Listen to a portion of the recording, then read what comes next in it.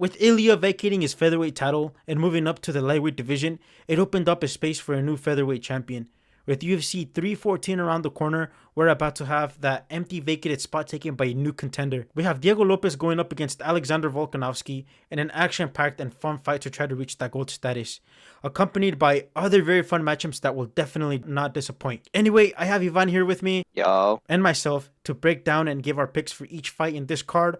But without further ado, let's get straight into the first one. We got a bantamweight bout between Nora CORNOLLE and Hailey Cowan. Nora is coming off a loss to Jacqueline Cavalcanti. It's actually her second loss, dude. Well, her only 2 losses have been to Cavalcanti, actually. Hailey Cowan is coming off a loss to Horth, where she lost by unanimous decision. What do you got, Ivan? I mean, with Nora, I don't know. She's lost to the same person twice in the beginning of her career and most recently. So, but based off career trajectory, I'm going to go with Nora, probably by a split decision. Okay. I feel like is what's going to go to. Okay, yeah, I was going to say the same thing as you. I haven't really seen any of these fighters fight, just based off the records. Nora CORNOLLE put a 8-fight win streak before losing to Cavalcanti in a split decision. And I haven't really seen anything from Cowan either. So I think I've just got Nora here as well. Also, if you guys are betting, just make sure to follow my bets. All 100% guaranteed. If you guys copied that bet last time of the second round submission, then you guys would have won some money. Just saying. Alrighty. So for the second fight, we got a middleweight bout between Tresean Gore and Marco Tulio. Tresean Gore is coming off a 2-fight win streak, both via submission. I think this most recent one was a standing guillotine choke, which was crazy, over like a taller and lankier fighter. Marco Tulio is on Mackenzie Dern's husband. Yes, that guy. Yep. Marco Tulio is coming off a 9-fight win streak. 6 of those have been by finish. What do you got on these guys, Ivan? I mean, Tresean Gore to me has always been a little bit iffy. I've liked watching him. You know, he gets finishes here and there, but it's never really seemed like he could put it together. And then you have a surging prospect like Marco Tulio. He's looked good in his last couple fights. Pulling up his record, he's had a 4-fight win streak, and then in the UFC, 2-fight win streak by knockout. In total, 9-fight win streak. So he's looked promising. Yeah, Marco is gonna figure him out and put it together and get him up out of there. Yeah, Marco Tulio has good wrestling, especially in the clinch. But I don't think it's gonna be enough to hold Tresean Gore, though. He also has really good wrestling as well, and he's very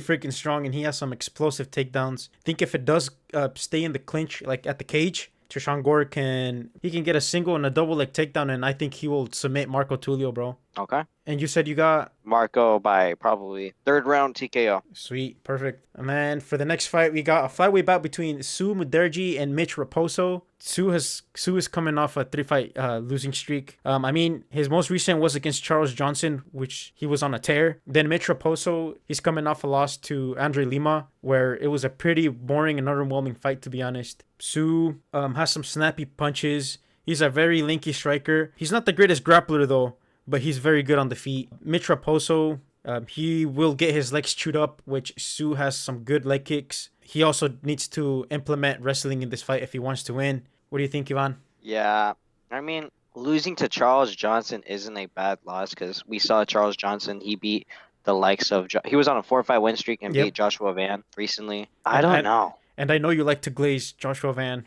Joshua Van, let me tell you about this kid, Joshua Van. Get him in a title shot now.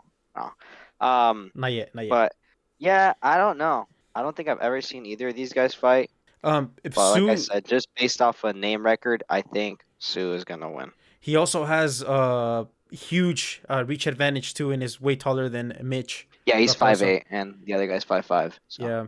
We'll have to see if he keeps it at range, gets those legs. Mitch Raposo is not the greatest UFC fighter. This is definitely a step down for Sue. I think I got him to win here too. Probably by decision, most likely.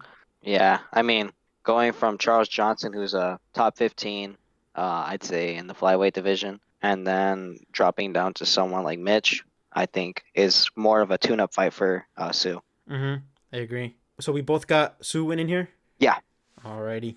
Alright, so for the last fight of the early prelims, we got Cedric Dumas versus Mikhail OLEKSIEJCZUK. Dude, Dumas is going to get pissed up here.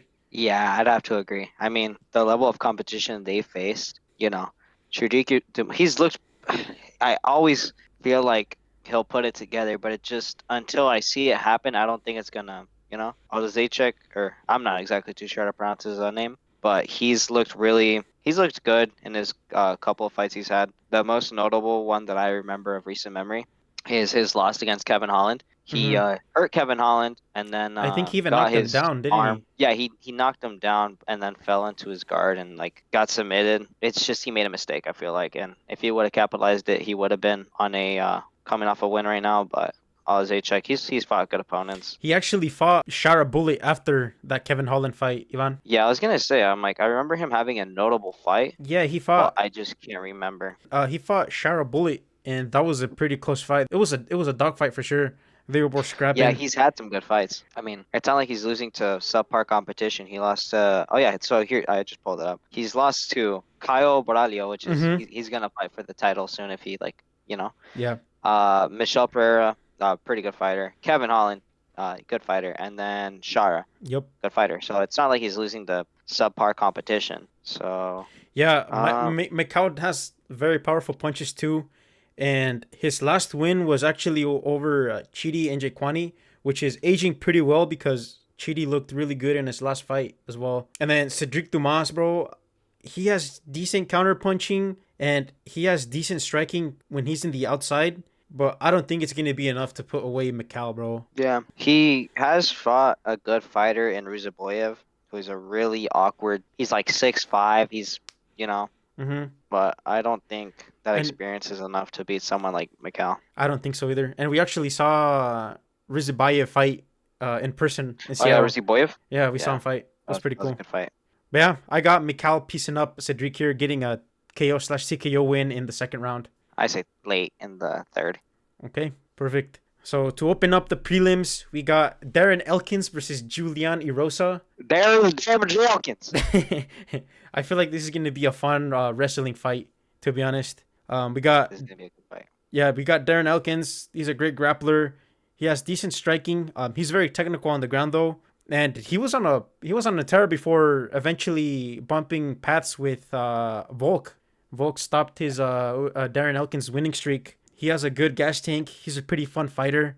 But yeah, Julian Erosa, he's coming off a 2-fight win streak, both of them being via submission. He does get caught often though, but he's very good on the ground, especially if he's on the back. He has some great submission arsenal, you know? Yeah, I think Darren Elkins. Listen, he's an underdog, so I'm just saying if you guys listen to what I'm about to say, he's about to get a first round submission via fluke flying arm. You liked Ivan? Huh? You said something. A fluke flying arm bar is what I said. But I think Darren Elkins is gonna like Dricus Duplessis his way into it. What's the word? What's the word I'm looking for? He's gonna goofy goober his way into winning a decision. I feel like Darren is very durable. He's been in the UFC for a while and he's fought some good fighters. Mm-hmm. But obviously, losing the Volk isn't a bad thing.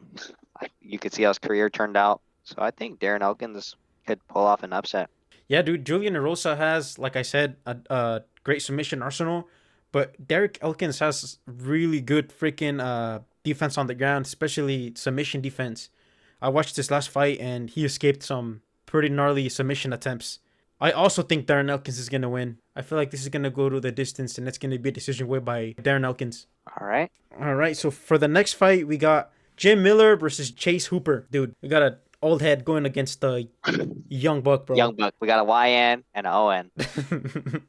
Chase Hooper looked really good in his last outing, and he's been improving every single time he fights. On the other hand, Jim Miller, he's kind of reaching that end of his career where he's definitely falling off and getting slower. This is going to be a Chase Hooper masterclass, in my opinion. As much as I love Jim Miller and I want to see him continue fighting, I don't know how many more he has in him, especially fighting someone like Chase Hooper. He's looked really good. He just submitted. But he just submitted Clay Guida, right? Yeah, he did. Yeah. So I don't know. Chase Hooper moving up to this 155 division has just looked really good. It's like he's filled out that frame that he struggled with at featherweight, and Yeah. he's put everything together, and he's just on a tear. Mm-hmm. As much as I love Jim Miller, I just can't see him winning this fight Yeah, unless it's by some crazy overhand. Yeah. And then Chase Hooper he has that UFC experience now, doesn't get as nervous, And I feel like his decision making in this fight is going to be what wins him the fight, and he's going to get a crazy submission win over Jim Miller. Ivan? Yeah, Chase Super, I think he's gonna get Jim Miller in something crazy. He's gonna hurt, tag him up in the feet, Mm-hmm. end up on the ground, and then get a submission late in the second round after he figures him out. So Chase Super by submission. Perfect. Me too. We both agree on this fight. Yep. All right. So for the next fight, we got our last women's fight of the night. Thank God. Bro. We got Yang XIAONAN versus Virna Jandiroba. Dude, I know you slandered on women's fights, but this is gonna be a banger. Just watch. We'll see. Listen, it's not that I just slander women's fights, it's that I slander non-championship women's fights, because I mean, besides watching Zhang Xiaonan, Zhang Weili, who else am I forgetting? Yao Xiaonan, Valentino Shevchenko, Alexa Grasso, Kayla Harrison. I don't know if I really enjoy. Mm-hmm. I mean, we had an event recently where it was really boring and they ended the fight 5 seconds before. Yep, that was Manda Lucindo Lemos. and Lucindo, yeah. Lemos. So I'm not too hopeful, but if any women is gonna go out there and put on a show, it's gonna be these two. You always gotta take these fights with a grain of salt, considering sometimes when you watch fights, you think it's gonna go one way, and then you see the fighter throw the first strike or how they come out fighting, and you're like, ah, damn, it shouldn't have gone this way. But I think Yang Jianan's experience is gonna get her the win over Jandiroba. I know she's doing good in the UFC right now, but Yang Jianan has been in there with some killers, most notably Zhang Weili. So I think she's got it. Okay, I have the opposite pick. I think Virna Jandiroba is gonna beat Yan, and it's gonna propel her to that 5-fight win streak, and it's gonna get her a title shot next after this win. And I feel like it's gonna be a decision though, because these. Why you laughing? Why you laughing? See, you slander women's fights, bro. It's not that, bro. It's not that. It's just, I don't know. These girls would kill me, but just watching, I don't know, something about it. But yeah, Yang Jianan by dominant decision is what I'll say. All right, I got the complete opposite pick then. Virna by complete decision. All right. Domination. Domination. All right. All right. So for the prelim headliner, we got Dan Ige versus Dan Ige. I mean, Sean Woodson. Dan Ige's fighting himself? Yeah. Word. It's just that Sean Woodson needs a little bit of hair, but. I mean, both of these fighters are impressive. Sean Woodson had that really awkward fight a couple of years back, I remember, where he kept getting dropped. And then who did he fight? But he threw an illegal knee. I forgot who it was that ended up leading to a no contest. And most recently, he beat was it Anthony Padilla? What was his name? I forgot his name. Fernando something. I'm gonna have to pull this up. But Sean Woodson, listen, Dan Ige, he's not exactly the tallest dude compared to Sean Woodson. Oh, Fernando Padilla. Yeah. Yeah, Fernando Padilla. Mm-hmm. Yeah. Sean Woodson has had some, good fights with some competitive fighters. Let me pull up the fight I was talking about. Okay. While you pull it up. Yeah. Dan Ige is very durable, and he has some good wrestling. And then his last 2 losses have been to Leron Murphy and Diego Lopes. So pretty good competition. Mm-hmm. Sean Woodson, though, I want him to win here. The only thing that does worry me is his chin, bro. He does get knocked down easily. Tagged. He gets tagged. He does have good striking, but he can piece people up. Yeah. I think Sean Woodson, he's had some wins over. He has wins over someone like Yusuf Salah, who we saw recently. Oh, right. Against the commentator. Mm-hmm. I know people aren't too happy about what he did in that 3rd round, but ultimately he won the fight. Yeah, he's beat the likes of Charles Woodson, Alex Caceres. Did I say Sean Woodson? Charles Jourdain, Alex Caceres, and then the fight I was talking about, Fernando Padilla. Mm-hmm. He fought someone who's like almost the same height as them, mm-hmm. and he made Fernando retire that night. And I believe that even though Danny Ige has fought Diego Lopes, Lerone Murphy, the Korean Zombie. Oh, he fought him too. Gavino watched that fight, but he doesn't remember it. He was too focused on the Brooklyn Nets and the Bucks game, because that game was crazy. So I watched that fight. Yeah, we were at a party, and I was watching the fight. Wow. Oh. Yeah, it was a couple years back. But Sean Woodson, I feel like, is going to get a masterclass decision over Dan Ige. I really like Dan, really do, but I just can't see him reaching the chin of Sean Woodson. Yeah, Sean Woodson is definitely going to have to control that range and the pace in this fight. But I also think Sean Woodson's going to win, but I think he's going to win by TKO in the third round. Okay. But all right, cool. For the main card opener, we have Nikita Krylov versus Dominic Reyes. This is going to be an interesting fight. Have you seen KRYLOV fight? Yes. Listen, let me tell you about this kid, Dominic Reyes.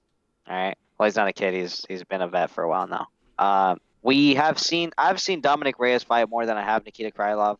Dominic Reyes, you know, he had a good career trajectory, had a really close fight, which I believe he won against John Jones, but that's neither here nor there. And then I believe went on a 3 or 4 fight losing streak. But he lost to the big names. Jan Blachowicz, Yuri Prochazka, Ryan Spann, and who else? No, I think that's it, right? Yeah, so those 3 people and John Jones. So he went on a 4 fight loss streak. And most recently, he's turned it around. He just had a win over Anthony Smith, which was really depressing to watch. As much as I was happy for Dominic Reyes to win, I couldn't be happy because the way Anthony Smith went out, it was really depressing and sad. Besides that, I think the career resurgence that Dominic Reyes is having is gonna continue, and he's going to beat Nikita Krylov. Wow, okay. Interesting pick. I think Dominic Reyes has good boxing, bro. I think he's good, but he doesn't have like a crazy striking power, bro. In my opinion. No, he does not have pop. He does not have pop. Nikita Krylov has some crazy power, bro. He's a vicious striker too, and he'll mix in every possible strike, bro. He'll throw huge overhand rights, knees, kicks. Dude, he'll mix up a striking smoothie for you, bro. Fucking spin. Yup, he'll throw everything. The only thing that worries me about him is that he's coming off a 2-year inactivity. I think his last fight was against Ryan Spann, I think. He disappeared. And if we're doing MMA math, Nikita Krylov beat Ryan Spann. Ryan Spann beat Dominic Reyes by, jabbing him down the... Dominic Reyes, I believe in him. Career resurgence. He's going to avenge Alex. All right, I got Nikita Krylov winning here by KO/TKO. First round. Dominic Reyes via second round TKO. All right, there we go. We got our picks. For the next fight, we got Yair Rodriguez versus Patricio Pitbull. We got Patricio Pitbull coming from Bellator. He's a champion over there. Yair Rodriguez is coming off a 2-fight losing streak, but he did lose to Brian Ortega and Volk, which those aren't bad losses. I like Yair Rodriguez here. He's very unpredictable. He has crazy kicks. Low-key has a good submission game, but his grappling is not the best. He does have the reach and height advantage here, but I think he's going to piece up Patricio Pitbull. Yair Rodriguez has crazy output too, and I think it's going to be too overwhelming for Patricio Pitbull to deal with, especially because he's the complete opposite on output. He's a pretty low output, even though he has some great power behind his punches, and he does have good takedowns, which Yair Rodriguez doesn't have the best takedown defense out there. All right, so Patricio Pitbull, he is debuting in the UFC. I think his most notable win and one that people remember is that knockout he got over Michael Chandler about 5 or so years ago. And then I don't watch the Bellator, but I do remember he knocked out Michael Chandler, and I saw a post about him losing to AJ McKee and then beating him. I didn't see his most recent fight, but I believe, listen, this isn't biased whatsoever, but I just believe Yair Rodriguez is gonna, he's a little lankier than Pitbull, and Yair has turned a little. You some mean of a the lot? best.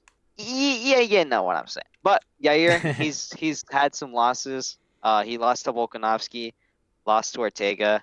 He turned Volkanovski and Max Holloway into grapplers. I mean, that shows you. If you turn Max into him having to wrestle you to win, I believe that just proves how crazy and unorthodox you are.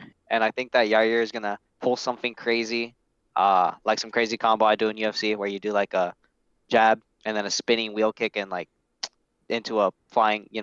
He's gonna pull something crazy. I think Yair is gonna win by knockout, and this isn't biased whatsoever, but I just think Yair is gonna win. Yeah, I'm being a little biased, to be honest. The UFC biased and me liking Yair Rodriguez a lot, but even if I'm being biased, I think he's gonna win.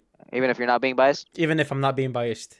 Yeah, I think he's gonna win via crazy finish. or we could see another debut like with Dan Hooker and Michael Chandler. Mm-hmm. Comes from Bellator, gets some spectacular finish, and then like is in line of getting a title shot after a fight, or you know. Yeah, that's what scares me a little bit. The record of Bellator fighters coming into the UFC and getting a crazy debut, but that's not gonna that's not gonna happen here. No, I hope it doesn't hain.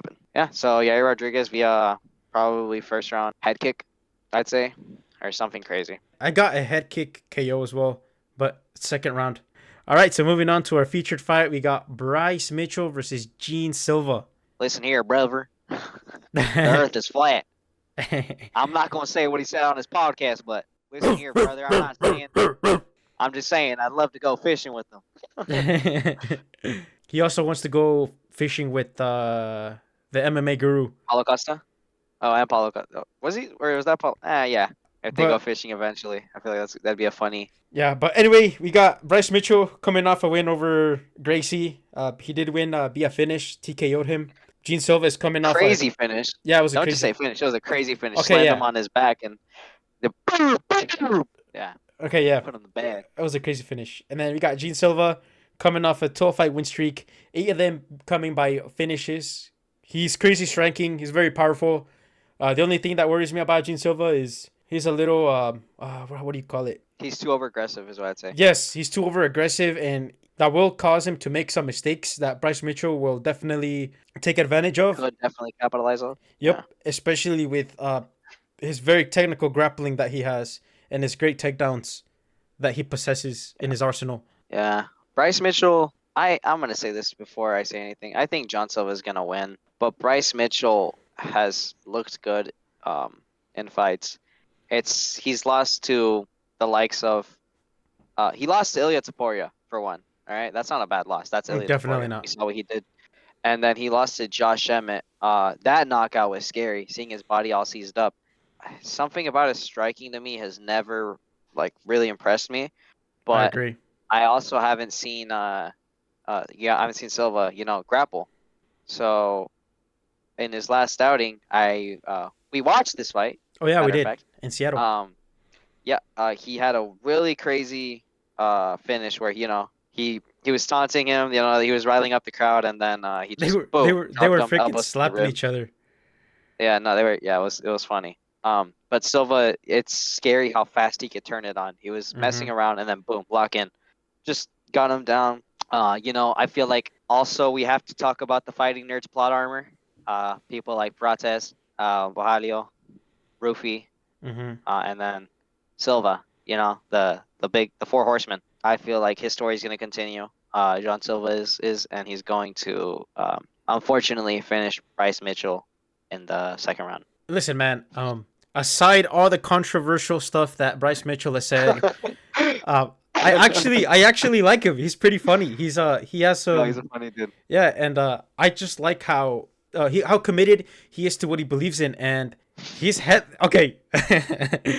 he's hella locked in for this fight, but I don't think it's gonna be enough to beat Gene Silva. I think I got Gene Silva winning. That press conference was funny. That was really funny. I only believe in one Lord, and that's the Lord Jesus Christ himself. Bryce Mitchell. No, Bryce Mitchell, he's a great person. I love how he doesn't try hard to be someone else. Yes. The thing I like about him is he's really, like Gavino said, really strong about his opinions, and he sticks to him. He doesn't try to be anybody else. Cool person. Besides this, what everyone knows, the controversy. Don't want to talk about it, but yeah, I just feel like John Silva's career has been he's like what do they say, white hot? He's white hot right now, and he's just gonna continue. And I feel like Bryce Mitchell is just a stepping stone for him. And listen, I don't think Gene Silva is gonna be able to finish Bryce Mitchell. I feel like Bryce Mitchell is gonna implement his wrestling so much that it's gonna be hard for Gene Silva to cleanly KO him. So I think Bryce Mitchell will take Gene Silva to decision, and ultimately Gene Silva winning by decision. All right. So we agree, just not on the same method. Yep. All right. And then moving on to our next fight, we got another fighter who has plot armor in Paddy Pimblett. He's coming off. Nobody talks about it, lad. Yep. I want me a fucking burger. He's coming off an 8-fight win streak, beating names like Tony Ferguson, Bobby Green, and we got Michael Chandler coming off a 2-fight loss streak. To be fair, he did lose to Oliveira, and I think it was Poirier. Yeah. If I'm not mistaken. Yep, he got submitted by Poirier. Mm-hmm. Listen, Paddy Pimblett, something about him just feels like he shouldn't be winning these fights. But he just continues to prove me wrong. I mean, he's had those 2 crazy wins recently, you know? Mm-hmm. Or not crazy, but he had that submission knock. He bullied Bobby Green. I'm just gonna say that. He bullied Bobby Green, you know?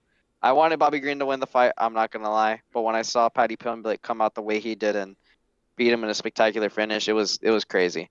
Michael Chandler has always been 50-50. You never know if he's going to fight with his brain or if he's just going to, yeah. you know, he's the type of person to, he got decision by Justin Gaethje, like one of the most exciting finishers. Somehow knocks out Tony Ferguson, all right? Someone we knew that was tough. Mm-hmm. And somehow gets submitted by Dustin Poirier. Yeah, that's... And then gets decision by the person with the most finishes in the lightweight division. So it's, you never know with Chandler. I feel like as much as I like Chandler, it's so hard to like him at the same time for all the dirty stuff he does. Okay, yeah. And yeah, but that being stated, I feel like Michael Chandler is going to pull off an upset. You think he's going to put... Dang, okay. Michael Chandler did have a really good 5th round against Charles Oliveira in his last fight. Paddy Pimblett is definitely not at Charles Oliveira's level right now. And I'm not sure if he can even reach that peak. But like Ivan said, he's so inconsistent. I'm not excited, but I'm also excited to see what illegal move he's going to pull against Paddy Pimblett here. And I feel like he's going to come out here and do something dumb, and Paddy Pimblett is going to put him in a submission, bro. Just watch. Yeah, he's going to capitalize on something dumb that Michael Chandler does. And mark my words right now, Michael Chandler is going to get a point deducted. Where is this fight taking place? Miami? Yeah. Yeah, they're not taking a point.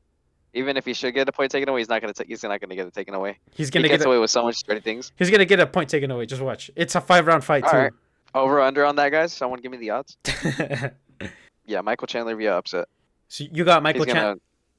He's gonna somehow knock out Paddy Pimblett, even though Paddy Pimblett hasn't, you know, been chinned or hurt as much. I got Paddy Pimblett by submission. However, I got another guess. These guys are gonna be glazing each other after the fight. Well, let me tell you about Michael Chandler, mate. Yep, and then Michael Chandler's gonna hits like a fucking. He hits like a fucking. Scouts don't get knocked out, mate, but he almost had me reaching for me burgers. Yep, that's how he's gonna be. And then Michael Chandler's gonna be like, guys, that's 3 losses in a row. But Conor McGregor. Yeah, he's gonna call out Conor McGregor. Yeah, that's it. That's all I'm gonna hear on the mic that day. Mm-hmm. Conor McGregor. Win or lose, he's gonna call out Conor McGregor. Yep. You know what? I saw this video. I don't know if it was bedtime or someone else, but it was funny because he's gonna call someone out like It was bedtime. It was like bedtime. Nate Diaz. It was bedtime. Nate Diaz. Mm-hmm. Was it bedtime? Who said he was gonna call it Nate Diaz? This guy's about to call out Muhammad Ali, dude. Yeah. Maybe if both of them win that, if Michael Chandler and Pitbull win that night, you know, we see. Oh, you know what? We completely forgot to talk about like the lead up to the fight. I feel like Pitbull and they're gonna make it a big deal that he beat Chandler, and Chandler's gonna get salty about it, and they're gonna have some back and forth. That's eventually, if they both win their fights, they're gonna fight each other. Okay. Of some sort. Well, if they both lose, I can also see them fighting each other. To be honest. Yeah, they'll make fun of each other the way they lost. He's like, "You got knocked out." But but I got submitted. You know. Yeah. Something stupid. But yeah, Michael Chandler did hit a backflip in front of Patricio after he knocked out Patricky. So oh damn. Definitely some saltiness there. Yeah. Okay. All right. Moving on to our main event of the evening, man, and the most anticipated fight of this year so far. Alexander Volkanovski going up against Diego Lopes. Look at that aura, man. Look at Volkanovski, man. Look at that aura. Glistening. All right, bro. And we got Diego Lopes looking like Fat Majin Buu with his eyes open. Majin Buu. Oh, man, I'm torn. I love Diego Lopes. I love how exciting he is. He's, you know, so... He's good. He's had some good wins. Recently, he beat Brian Ortega. he beat Danny Gay. But man, listen, Volkanovski's had some time to recover. All right. He's been eating burgers. He's been cooking with Volk. He's been eating good. You know, he's got that good eats, healthy, full. You know, this could go one of two ways. This could go the route where Volkanovski puts a pace on him and has like a similar fight to where he did with Brian Ortega, or Lopez just pulls something crazy off. And oh man, I don't know. I don't want to pick anyone. Why can't they just both win, man?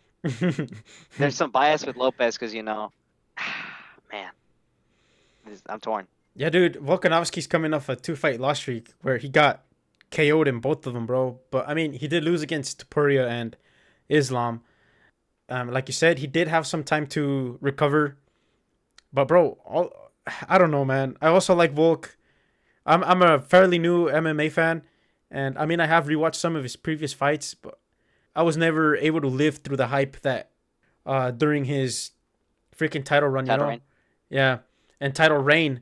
And then we got Diego Lopes, bro, who's really entertaining, younger guy with some explosive, ferocious attacks.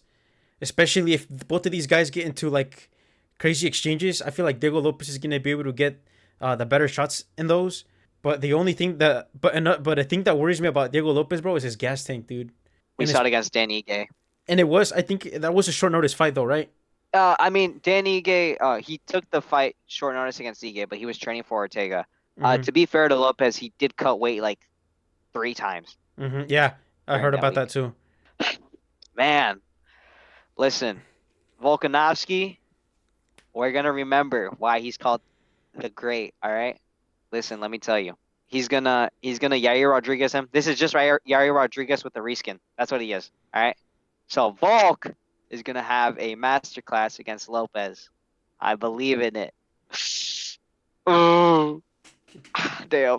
Nah, bro, I believe the complete opposite is gonna happen. He's gonna come in thinking he's locked Tentative? in. Yeah, no, he's gonna come in like thinking he's locked in, but Diego Lopez is gonna overwhelm him, bro. Don't forget, Volkanovski has the power of the Force. He does. When He puts his does. hand- He does. has the Force. And look at that aura, man. Look at him glistening. He's locked in, man. Why is he staring at me like that? This guy wants. Like, listen, man. I was on the mats of Volkanovski, and this kid's fresh. He's sharp. All right. You know, Kid? I got him with the high crotch double leg. Dumped him on his head, but let me tell you, Volk, he's gonna. Oh, I can't. I don't even know if I can say Volk's gonna pull this off. Why are you laughing, bro? You don't even believe in your own guy. Nah, this is Volk, bro. It's gonna be a vintage Volk performance. Volkanovski, flying scissor kick, bro. Trust. Yeah, I got Volkanovski by unanimous decision. I think Diego Lopez is gonna be able to get him out of there in the 3rd round. 3rd round, 3rd KO loss. Man, Dude, let's be real, bro. Volkanovski is awesome. I like him too, but Diego Lopez is the more fun and the more exciting champion. all right, bro. Volk is not a decision merchant. Listen, here's what I think is more likely to happen if Lopez wins. Lopez wins the title, and he's gonna defend it against someone like Movzar, Mm-hmm.